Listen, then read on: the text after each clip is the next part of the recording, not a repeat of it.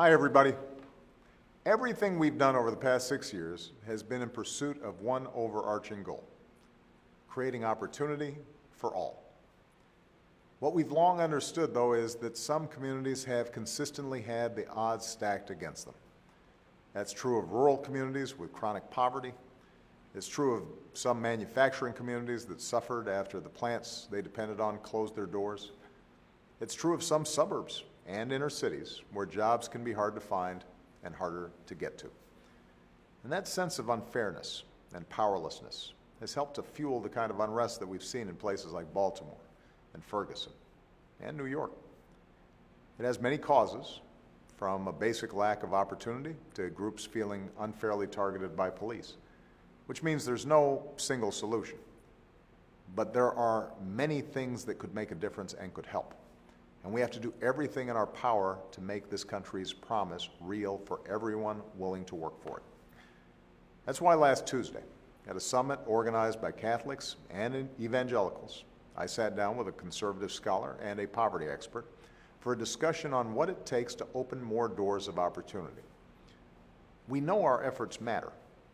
Since 1967, we've brought poverty down by about 40%, thanks in part to programs like Social Security and the Earned Income Tax Credit for working families. And we know that there are folks from all faiths and across the ideological spectrum who care deeply about the least of these.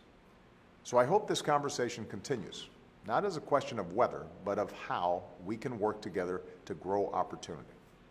Because it's not words, but deeds that make a difference. And from expanding tax cuts for working parents, to raising high school graduation rates, to helping millions of Americans secure health insurance when they didn't have it just a few years ago, our actions are making a difference. Of course, lack of opportunity is not the only barrier between too many of our young people and the kind of future they deserve.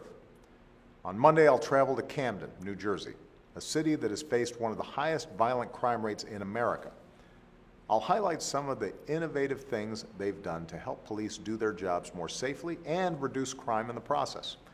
And I'll highlight steps all cities can take to maintain trust between the brave law enforcement officers who put their lives on the line and the communities they have sworn to serve and protect.